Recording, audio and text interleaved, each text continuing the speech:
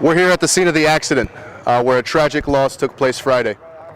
A 12-year-old child had been run over by a Mack dump truck traveling downhill in Sucker Garden. Initial report says that the driver's brakes failed. As we see to my right, we have forensic markings to find out exactly what happened, and we also have displayed a memorial and remembrance of Silvia Lynch, Genevieve DeWeaver School student. What we have taken the initiative to do at the Daily Herald is come into contact with the public, administer their concerns, and see exactly how they felt since the events that have transpired since.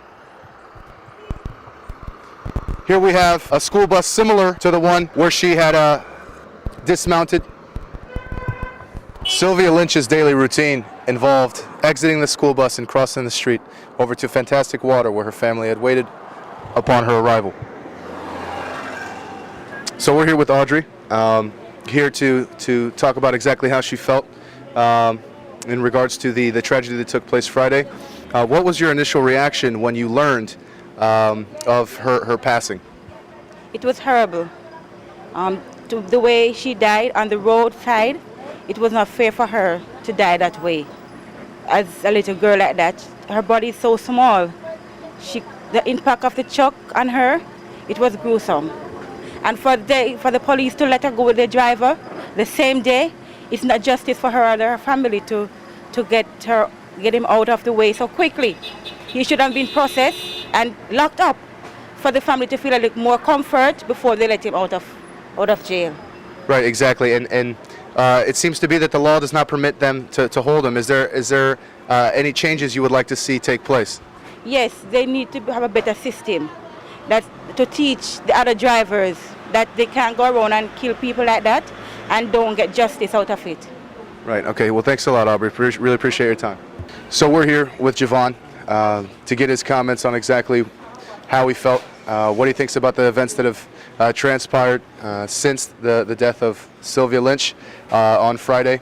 What was your initial reaction? Boy, I didn't like.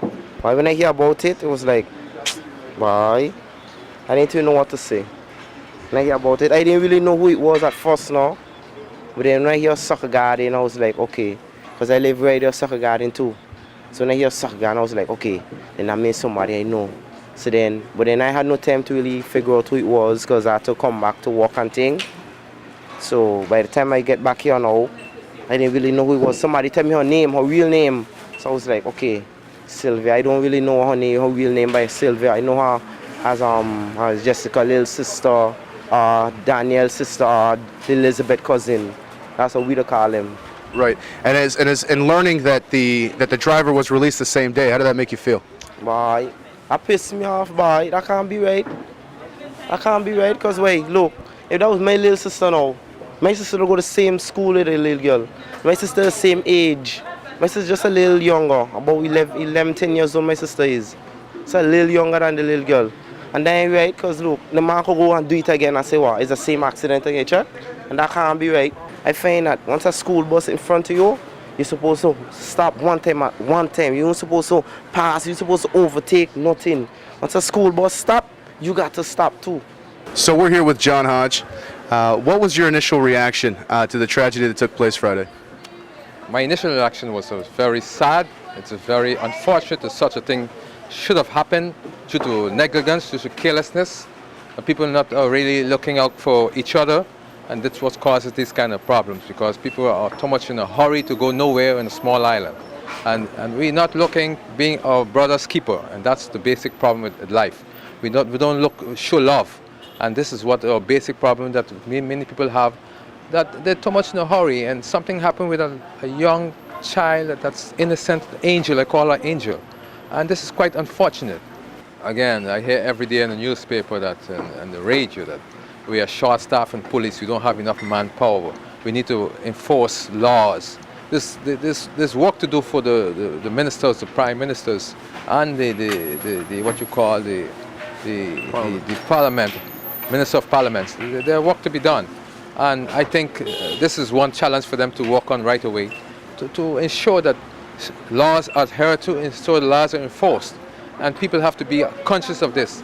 And what can you do to save someone who's died already? It's already dead. So we have to avoid that in the future. So we're looking for people who law-abiding citizens. That's the bottom line. Law-abiding citizens. It's not safe at all, because imagine right there, you know, and then after the truck just come and hit the child. I don't think it's safe at all. It's not safe, because right now I am concerned about my own child. If I'm not the one picking her up, I am afraid of letting a bus drop her off.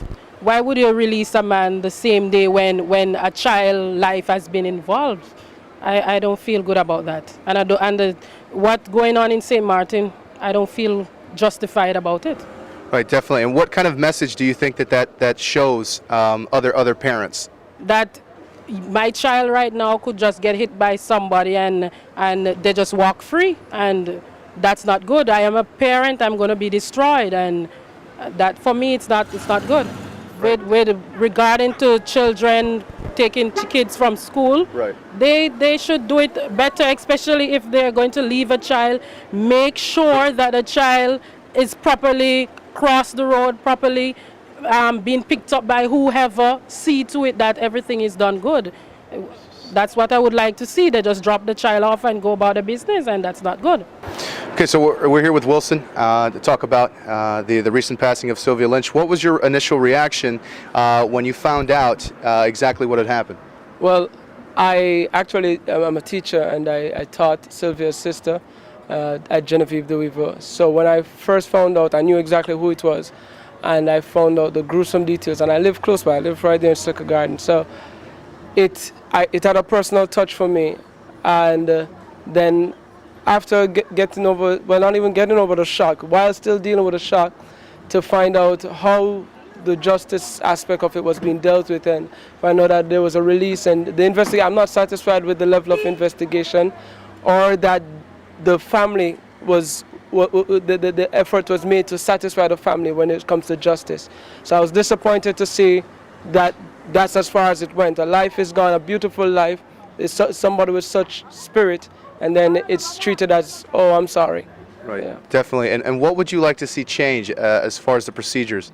What a procedure, I would like to see, well, definitely that the victim's life is valued by the justice system, and that even if there's an excuse in the crime, that the authorities go at all lengths to provide the family with that closure, with some level of justice being applied, and get rid of whatever excuse, whatever the prison is overfilled, whatever the facilities.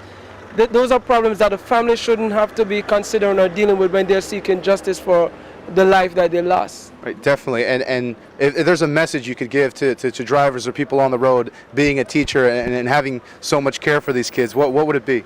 Well, one thing is I see every day, even on that road, that this king of the road mentality. When you're driving on the road, you could be the best driver, but at the end of the day, you're not the only one on the road. So drive for yourself and drive for others, and remember the pedestrians have the first right of way. Before anybody else, before any fast traffic, any slow, the pedestrian has the right of way. So be careful on the road and preserve life over everything else. Okay, so we're here with Brittany to talk about the events that have transpired since Friday. She is also a mother. What was your initial reaction when you heard of the tragedy? Okay, I was very shocked because that was my friend from small, and to hear that she died over a truck that couldn't even stop, so he said. So I had to feel mashed up. I feel bad because I know I have a child too, and if that happened to my child, I don't know what I would do. So I understand how her mother feels. I think those people, those police, wicked. I hear that they say, oh, the prison full. They should make him stay in there and die. How they could do that? Release a man that killed a little girl, a little 12 years old. The girl not even get to see half of the future yet. Gotcha. But I'm very concerned over the death of that child. I also was a father and a grandfather and a great-grandfather. But when incidents like this happen, and there's nobody to help cry out for an incident such like that, it's a shame. I don't believe that the prosecutor has done a good job by loosening him on the same day. Okay? I believe to myself, an incident like that, the government should have taken more precaution, knowing that he's not a citizen of the island. When you let go a criminal like that, I would say it's a criminal act. And you said he can't leave the island. What guarantee you have that he can't leave the island?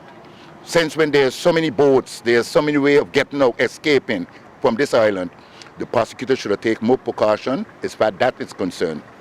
We have too many crimes on the island unsolved. And everybody, I say that everybody is afraid to cry out due to political activities, political reasons. I don't know why. You understand? But I'm one. I is on my way out. And I was here to help those that can't help themselves participate in any activities as far as that accident is concerned. Learning the events that have transpired, I mean, what would you have done if it was your daughter? What kind of actions would you have taken? Well, it's a hard question to answer. It's a hard question to answer because nobody knows the feeling of a father or a mother until something happened. Okay? You could say, some would say, I'll take it easy. And there's others just flip.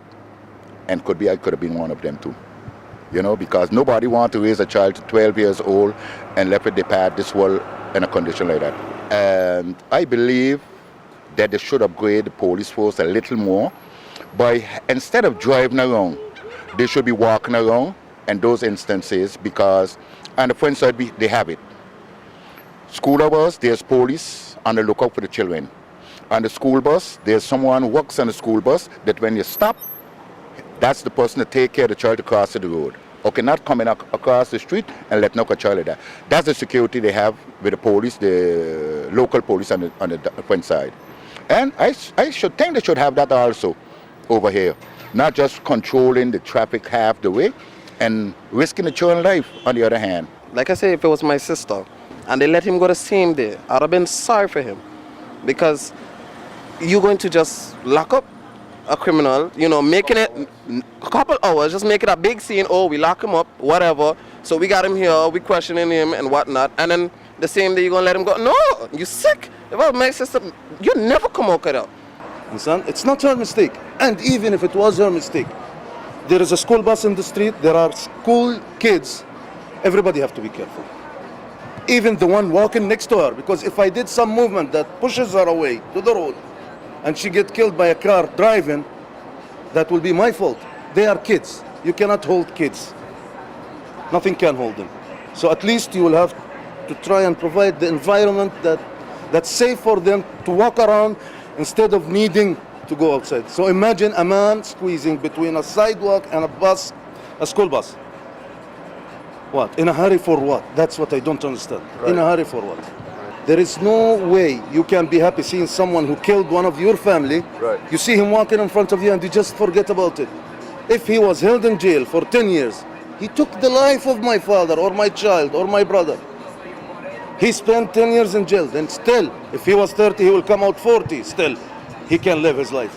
But he took the life of my relative. The thing is, it's a human nature. I can never live seeing who killed my relative just walking like that in the street.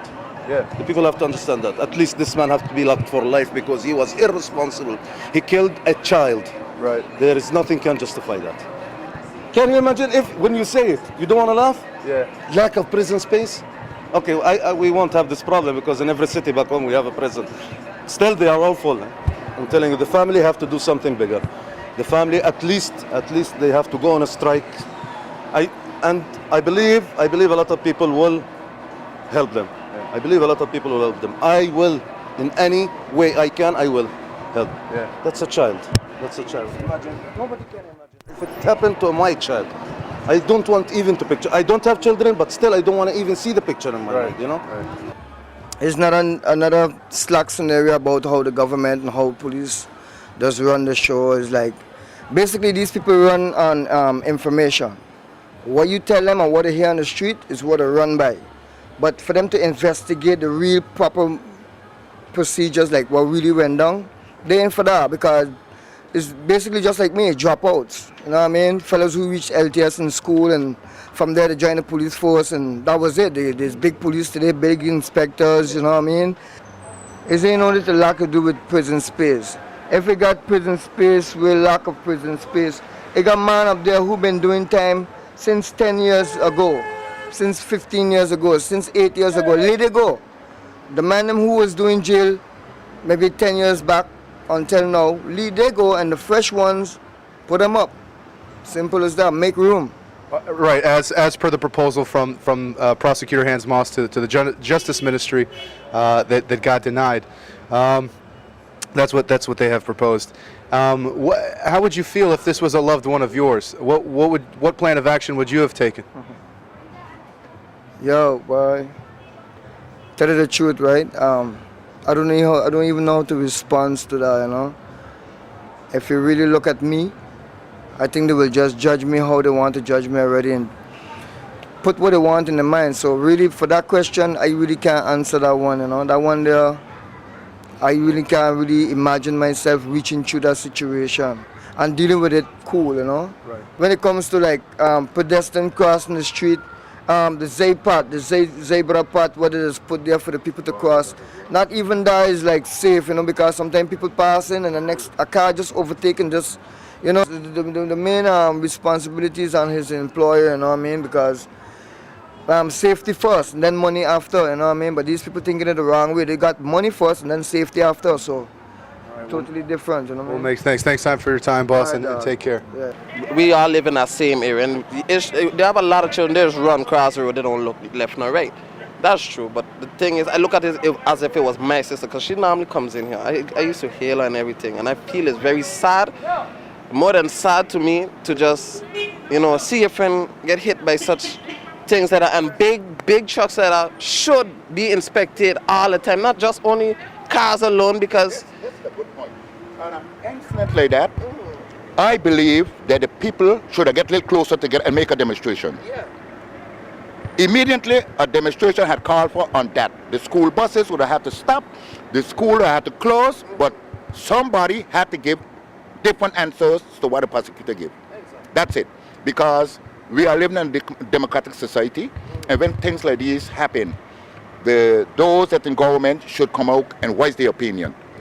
Nobody, something going to happen over that incident. You could believe it, something going to happen.